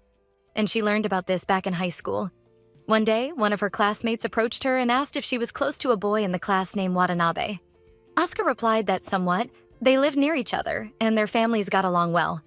The girl then confesses that she actually asked that because she is interested in Watanabe, and she wanted to ask Asuka for help to get closer to him. In fact, at that time, our protagonist also had a crush on Watanabe. But because of things that had happened in the past, she believed she did not deserve to be loved. The fear of opening up and confessing her feelings prevented her from approaching someone romantically. While she remained silent, deep in thought, the girl's classmates began to pressure her to help her friend. They insisted, saying that if Asuka and Watanabe were close, she should do it out of friendship, even though in reality, those girls had never paid any attention to Asuka before. And since Asuka just wanted to live her high school years peacefully, she quickly tried to suppress her feelings for him. Lacking the courage to oppose anyone, she ended up giving in to the girl's request. All she did for the girl was call him to talk, giving the girl the chance to confess her feelings to him. Thanks to that, the girl was able to start dating him. But on the other hand, this ended up bringing her closer to the girls, becoming friends with them. It was then that, instead of seeking love for herself, Asuka began to find satisfaction in helping others with their relationships. From that point on, even when she fell in love with the same person as one of her friends, she always chose to prioritize others. She placed her friend's feelings above her own, convincing herself that helping others to be happy was enough for her. She began to feel genuinely happy seeing that both her friend and the person she liked were happy. She fully accepted the role of supporting others in their loves. For someone like her, it seemed destined to have discovered Otomi Games, where she could support the heroine's love and cheer for her happiness. No matter how difficult the romance was, she always did everything to ensure that the couple she helped had a happy ending. We return to the present, where all three princes seem to be in shock at Marine's straightforward question. Arya remains still, realizing with a mix of astonishment and frustration that her actions were clearly misinterpreted by the heroine. Trying to ease the situation, she invites the young girl to have some tea privately. The two go to the garden and Arya begins to explain things. But Marin interrupts her, saying that what she did for Onyx was something truly noble and beautiful, and that she would never have the courage to do the same, concluding that Arya would be a much better partner for the prince than she would. But even so, she could not deny her own feelings. Saying this, Marine stands up abruptly, calling Arianel by name, confessing that she is also in love with Prince Onyx. Our protagonist takes a few minutes to process what she just heard. Panicking internally, she had already suspected that the conversation might turn into a love consultation, but she did not expect things to take that turn, especially with such a confession. Arya begins to spiral into despair, trying to understand where she had failed in her mission to keep Marin away from Onyx. In any case, she realizes that the situation is about to spiral completely out of control. If things continue this way, her favorite character would be doomed. Noticing her friend's sudden silence, Marine watches her with curiosity, and then, unable to contain her doubt, she asks again if Arianel also liked Onyx. Still in shock from all the information, Arya questions why Marine is asking her that. The young girl states that Arianel is a very important friend to her, and it was precisely for that reason that Marin decided to be completely honest about her own feelings for Onyx. She wanted everything between them to be clear so that they could have a fair competition for Onyx's love. Arya internally panics, wondering if the route between Onyx and Marine was confirmed at some point without her noticing, and if there is any way to reverse it. Tears run down the protagonist's face as she thinks that she has failed and that her favorite may be doomed. Marine, not understanding anything, wipes her friend's tears away, apologizing for making her cry. But Arya refuses to give up. If she threw in the towel now, it would mean that her favorite's light would go out, and she could not accept that Alex would have such a fate. She quickly devises a plan in her mind and decides to use the misunderstanding to her advantage. No. Yes. This narrator is screaming internally in pure despair. It makes no sense for her to insist on this. It was just to pick the damn flower. Please stop trying to pair the heroine with Alex. Giving a forced smile, Arya confirms that she is completely in love with Prince Onyx. And because of this, she asks Marine to please give up her love for Onyx. Marine's expression upon hearing that makes the protagonist feel guilty. Unable to continue lying after seeing her friend's sad look, she runs away. Marine is confused to see Arianel walking away and calls her with a tone of doubt. Arya quickly turns to the heroine and says that if she is thinking about getting married, she strongly recommends that Marine choose Prince Alexandrite. With that, she runs away, distancing herself, while Marine asks where she is going. Arya simply replies that she will return for dinner and asks, please, not to be fired. Citrine, who is nearby, observes the entire conversation, and then she approaches Marine, saying that she heard rumors that she is in love with the second prince and questions whether they are true. Marine feels quite embarrassed by the direct question and stammers while trying to respond. But to her surprise, Citrine offers to help her win Onyx. A little distance away, Arya tries to catch her breath after the desperate run. She begins to mentally organize everything that just happened and to outline her new plan of action. For some reason, the level of affection between Marine and Onyx seems to be almost at its maximum. And Arya knows that if she doesn't do anything now, the route with Onyx will become the main one. Maybe there is a way to reverse things. First, she will create an event that drastically lowers Marine's affection for Onyx and, at the same time, initiate another that brings her closer to Alex. She walks thoughtfully and concludes that, for now, she just needs to increase the interactions between Marine and her favorite. Until, accidentally, she runs into Alexandrite. What a beautiful scene. I want them to be together soon. Although she considers it a tremendous stroke of luck to find her favorite while thinking about him, Arya can't help but be surprised to see him. After all, encounters like this are extremely dangerous for her heart. Trying to calm herself, she asks what he is doing there. He gives a discreet smile upon seeing her. Then he explains that he was thinking of going to meet her, but the fact that they ran into each other by chance is really a lot of luck. Approaching her, he asks what she meant earlier. Not understanding, Arya questions what exactly he is referring to. When you said you liked Onyx, what did you really mean by that? Can you explain it to me, my lady? Alex asks, his voice laden with a slight concern and anxiety. Arya feels embarrassed that Alex heard her little lie. These men are all gossips. Everyone went there to eavesdrop on their conversation. We go back a bit in time, to just before Alex meets Arya. He looks thoughtfully at the stars. Remembering the past, he tells us that, for him, both Onyx and Citrine are his beloved and precious younger brothers, especially Onyx. He was very attached to Alex and followed him everywhere. He was so cute that Alex felt he could do anything for him. And that feeling he had for his beloved brother was extremely genuine. But seeing Arianel direct her affection towards him, to the point of risking her own life to protect him, made Alex think for the first time, why him? Why Onyx? We return to the present moment. Alex is looking at Arya seriously, waiting for her response. She starts to sweat cold while trying to think of a way to explain what she said earlier, but without understanding why Alex seems so angry. Believing that he must be upset for having heard Marine say she was in love with Onyx. Then, for some reason that only our protagonist understands, she assumes that Alex must be blaming her for failing to help him be with Marine. And just like this narrator, Alex also doesn't understand why suddenly Arya starts to apologize while crying. Still crying, she holds Alex's hand and apologizes for being so inefficient and for having made him go through an uncomfortable situation. But she says he can rest assured because she will do everything possible for him and Marine to be together and for him to become king. After saying this, she runs away crying, and Alex tries to stop her but in vain. And he stays there, watching her leave, not understanding what the hell just happened. Seriously, there are times when the protagonist is so intelligent and clever, but at other moments, for God's sake, it seems like she doesn't think. Oh no, she ran away, big brother Alex, says Citrine, who appeared out of nowhere. This man is everywhere. He comments to his brother that, at that moment, he could probably claim the throne for himself, then questions whether it would really be okay if Onyx and Marine ended up together and he became king. Alex affirms that is exactly what he wants, and then asks if things worked out for Citrine. And confident, Citrine says of course they did. He has already advised Marine on how to connect with Onyx following their plan. He also tells Onyx not to refuse Marine's invitations. But he believes this won't be a problem since it's clear they like each other, and with a little push, they'll end up together. Citrine looks at Alex and says he cooperated, but now it's Alex's turn to stay away from that girl. But Alex questions what he means by that. Citrine says, from his own experience, that Arya is much stronger than Alex imagines. So he concludes that it's better for Alex to back off now, because that way he will get hurt less. Alex says that maybe that's true, but even so, he can't help but try to reach her, to touch the light she emanates. Citrine is surprised at how much that woman has attracted and enchanted his brother, but unfortunately, she has also awakened his interest, and he is determined to make her his.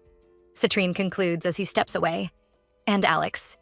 As soon as his brother steps away, Alex vents to himself, saying that things are not quite as his brother thinks, and that he just wishes to have her by his side until the day he disappears from this world.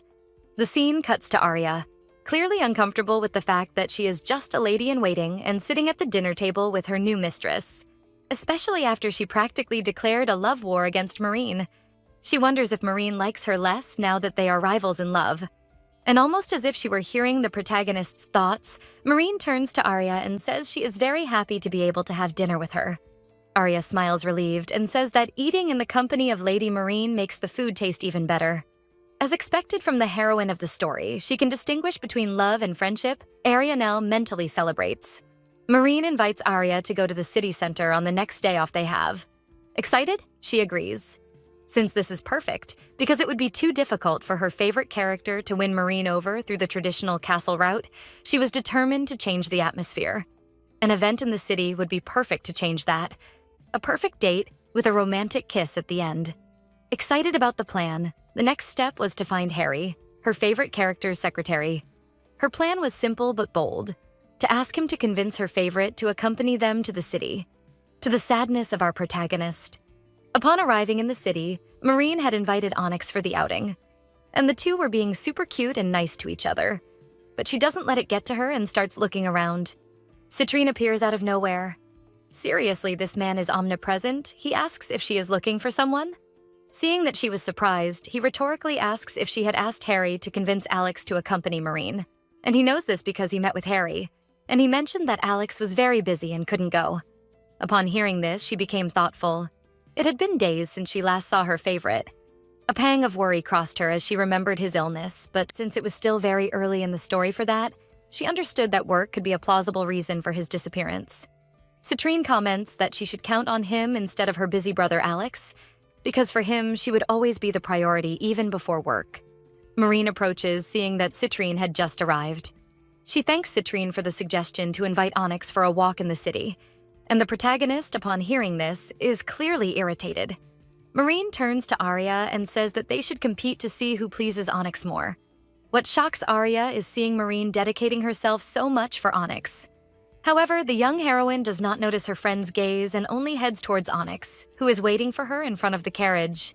Arianel looks very irritated at Citrine, who casually says that he only suggested that she and Arya take a walk in the city with Onyx to see who he would end up getting closer to and choosing. Why, asks Arya. Citrine approaches her with a confident smile and says that it is clearly because he wants her to give up on Onyx as soon as possible. Marine calls Arianel and asks her to hurry so they can go to the city soon. Citrine takes the opportunity and starts pulling Arya by the wrist towards the carriage. The protagonist goes into a panic, thinking about the possibility of a kiss between Onyx and Marine during the city outing. Then she comments that going for a walk in the city with so many people is boring. And assuming her villainous posture, she states that they should cancel the outing. Meanwhile, in the palace, we hear Harry's voice clearly worried. He asks His Majesty to hold on tight because he has already informed the church to send a priest as soon as possible. It seems the protagonist was right to suspect the progression of her favorite's illness. Poor Alex seems to be in a lot of pain. A little time passes, and a priest arrives at Alexandrite's chambers. Asking for permission, he opens Alex's robe and becomes concerned with what he sees. The bruises have come very close to his heart. The priest asks Harry, worried, how long his condition has been worsening like this. Harry replies that this morning His Majesty has worsened significantly, but he has been feeling unwell for the past few days, which is why he was kept away from kingdom matters to rest. The priest extends his hands over Alex's chest, and a faint golden light begins to shine from his hands. Alex's features improve a little after that, but the priest informs Harry that at this moment, the most he can do is alleviate Alex's pain, and unfortunately, nothing more than that. He suggests that they take Alex to the church as soon as possible, as there they might be able to better address the progression of the illness. Harry becomes irritated with the suggestion, saying that it is reckless to try to take Alex anywhere in the condition he is in. The priest argues that if Alex stays there, he will die in a short time, and that the church is their only option. With a weak voice, Alex asks the priest to take him to the church, saying that if there is a possibility of extending his life a little longer, even if it's small, he wants to try. Harry sighs, worried about his lord. Meanwhile, the priest silently wishes they had the miraculous flower Ribloom. The scene cuts to Onyx, clearly very irritated. He questions through clenched teeth what the hell Arya is doing, and she, holding onto his arm, says she wants to stay close to him because she likes him a lot. Internally, Arya also did not want to be doing this, but she ended up being convinced by Marine to come to the city. And because of that, she needs to act.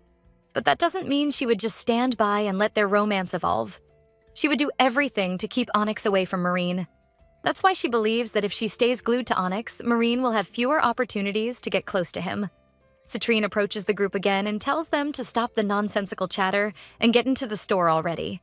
And so, a few minutes later, we see Arianelle in a beautiful lilac dress with a very eye-catching hat, while Citrine seems to analyze her from head to toe.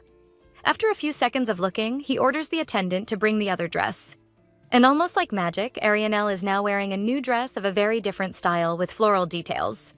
Pleased with what he sees, Citrine tells the attendant that he will take that dress. Arya asks why he is doing this, and he says that the dress she was wearing was horrible and that it would be an outrage to have someone dressed like that next to him. She comments that she does not intend to stay close to him anyway.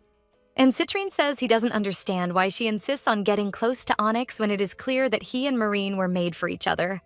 Irritated, the protagonist says that he is talking a bunch of nonsense and that the most suitable person for Marine is Prince Alexandrite. The fact that she talks about Alex out of nowhere intrigues Citrine.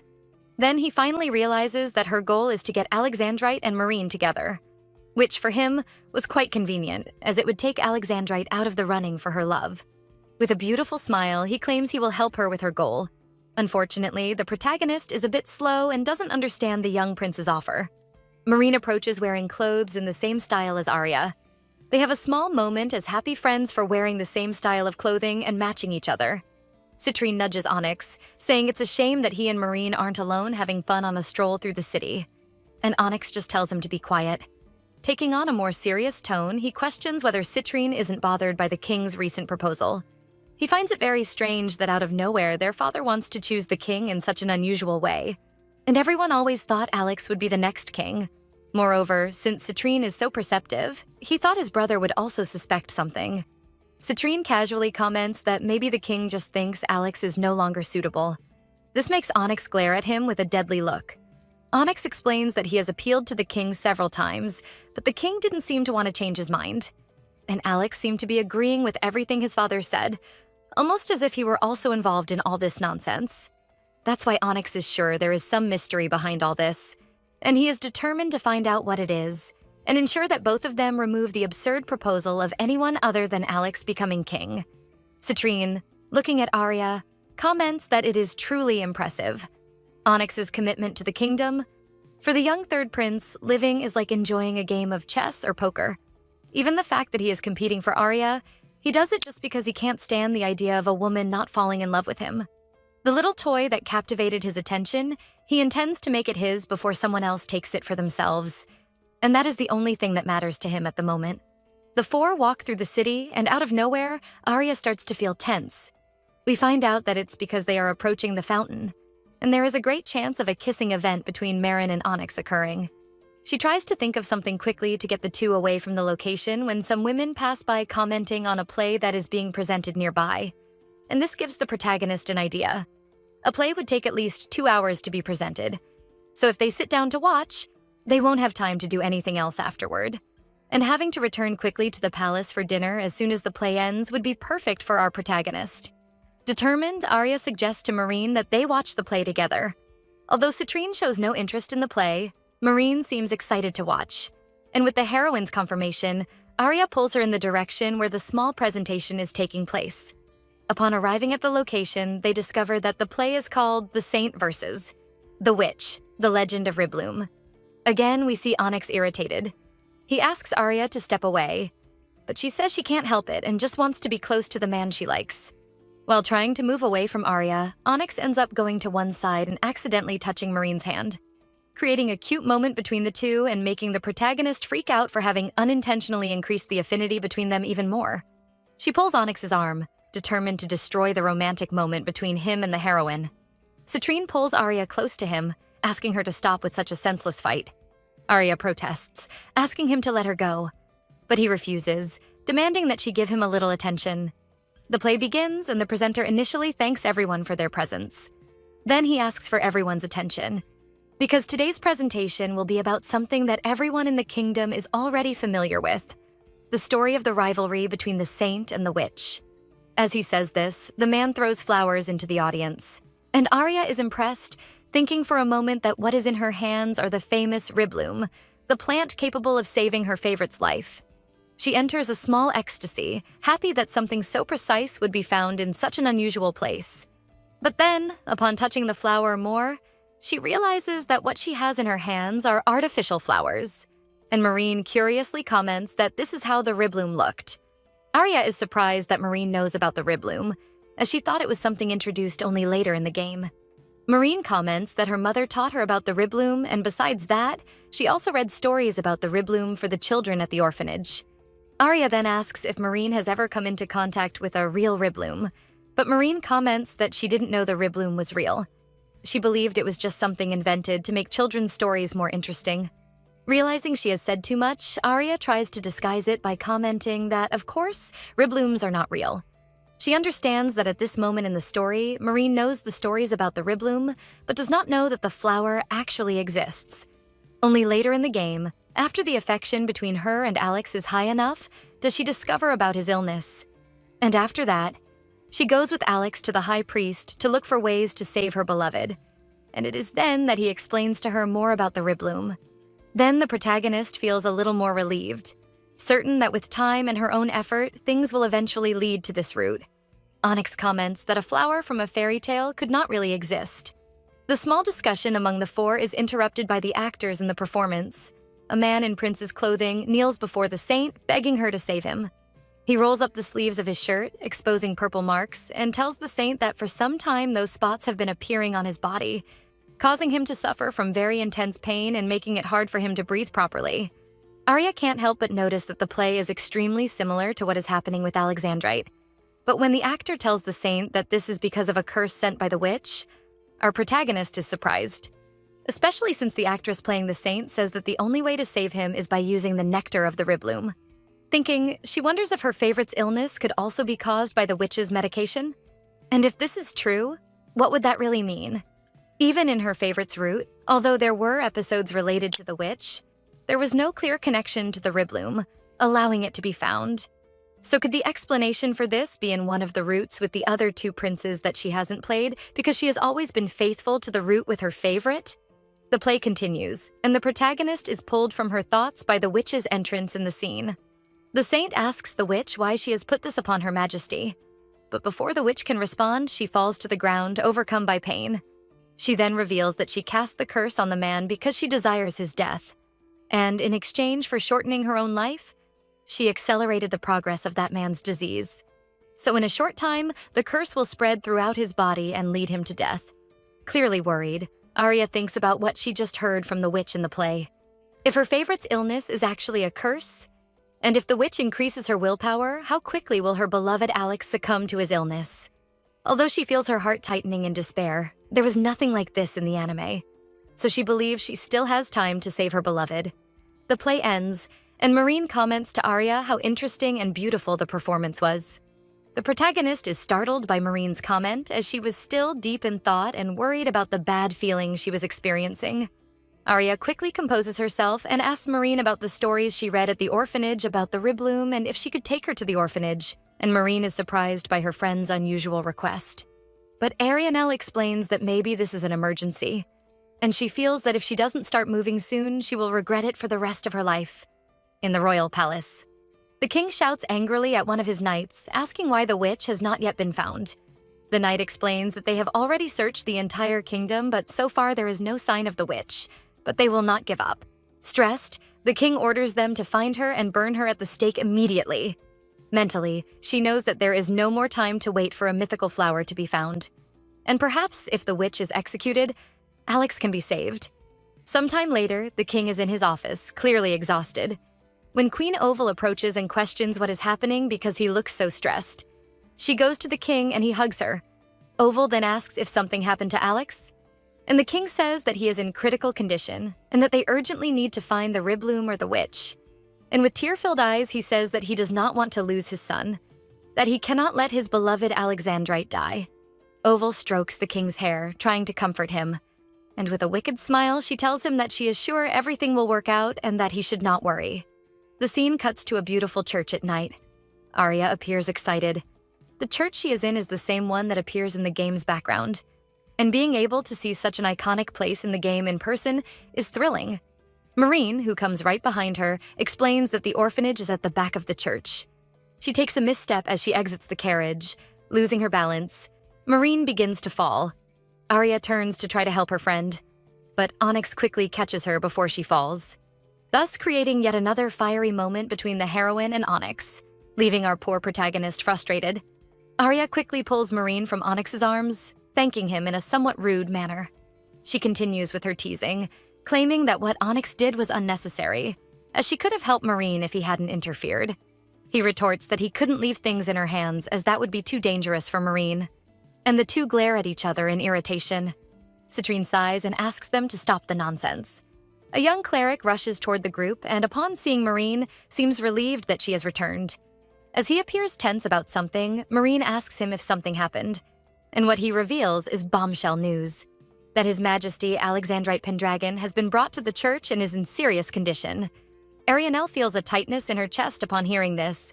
The group is led to where Alex is, and everyone is even more in shock. Arya cannot understand why this is happening. Onyx approaches, not believing what he is seeing.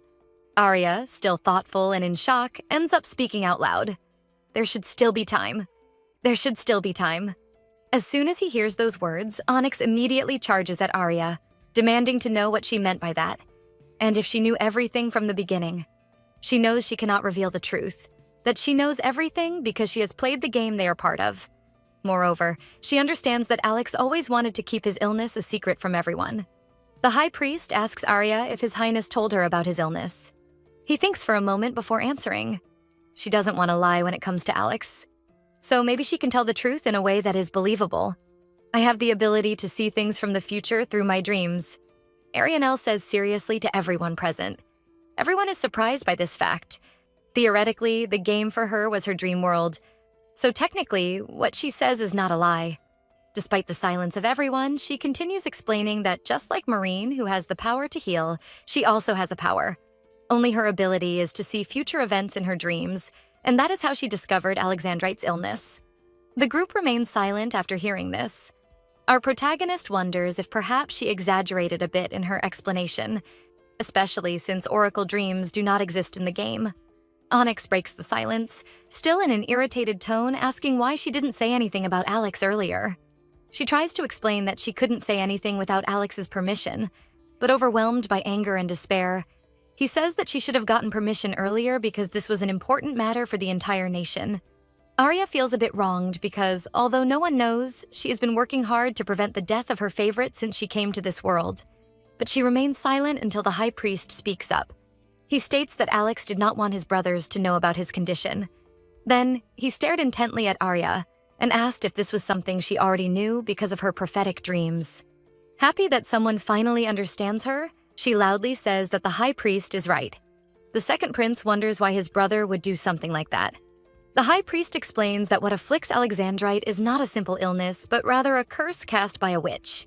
And if the rumor that the heir to the throne is cursed by a witch spreads, it could cause chaos in the succession to the throne. With this information, the pieces began to fall into place in Onyx's mind. He finally understood why his father and brother suddenly insisted that he become king. With determination in his eyes, he says that the future king is in danger, so they must seek a solution, a cure immediately. The High Priest says that no remedy will cure what Alexandrite has. Ribloom, Arya says aloud. Only the Ribloom flower is capable of curing Alexandrite. Both Onyx and Marine do not seem to understand why she would say something like that, since the Ribloom is something that only exists in fairy tales. But the High Priest supports what Arya says, commenting that the church also believes the flower is the only solution. Even so, the others do not seem to believe it much. The Ribloom exists, I know that. I saw it in my dreams. Lady Marine and His Highness Alexandrite searched for the Ribloom together and were able to cure the illness, says Arianel with a confident voice. The High Priest, seeing the protagonist's determination, asks if she will search for the Ribloom, and she affirms that she will. The man explains that Her Highness's life is hanging by a thread, and if they move away from Alexandrite or if he is taken outside the sacred ground, his heart will surely stop beating.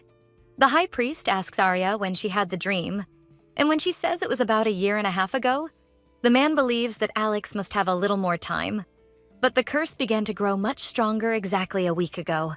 Arya believed that the reason Alex had been more absent was due to work with the kingdom, but the High Priest's words just confirmed that in fact, Alex is suffering from the worsening of the illness.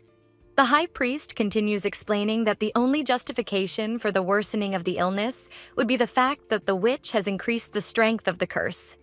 At that moment, Alex lets out a small groan of pain, putting everyone on alert. The High Priest looks at Alex and becomes extremely worried.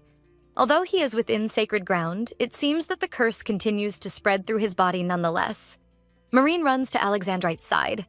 She says she will use her healing power to help Alex and try to suppress the curse, even if just a little. She concentrates, and a strong golden light emanates from the two, followed by golden magical circles.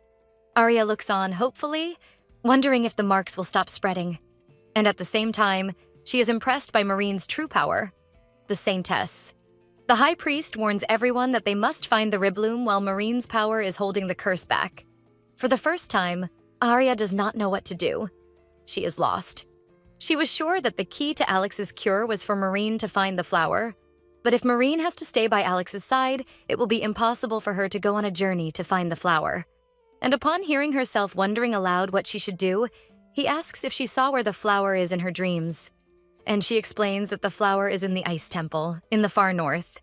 He then questions if there is any specific reason why only Alex and Marine would be able to obtain the flower. And then our protagonist finally realizes that Marine only used her healing powers during the search for the Ribloom to alleviate Alex's pain, and nothing more. Thus, she herself could go in search of the flower instead of Marine. She looks at Satine, realizing how blind she was to something so obvious, and tells him that it doesn't have to be specifically Alex and Marine. So it's decided, says Satine to everyone. I will go with her to find Ribloom. And that's it for today, folks. I hope you enjoyed this story. I'm really enjoying this story, even though the protagonist sometimes annoys me with her blindness to obvious things, but she is progressing and improving her behavior as the story evolves. I found that quite interesting. I also really like the other characters. Marine is adorable. Onyx is also a caring brother. Citrine is quite interesting, sometimes acting like a villain, but I believe he has a good heart and seems to be becoming an important ally for our protagonist. Now Alex. I simply love him. The way his interest evolved into passion, although quick, is quite interesting. And I also love when the story shifts to his point of view, allowing us to understand a bit more of his feelings and actions. I just hope our protagonist realizes soon that he loves her. I can hardly wait for their kiss. And the people and the mother of Citrine, that queen, I'm sure she is involved in Alex's curse. That evil smile made it very clear. But what about you? What do you think and what are your theories? Tell me in the comments because I love chatting with you and hearing your opinions about the works we recap.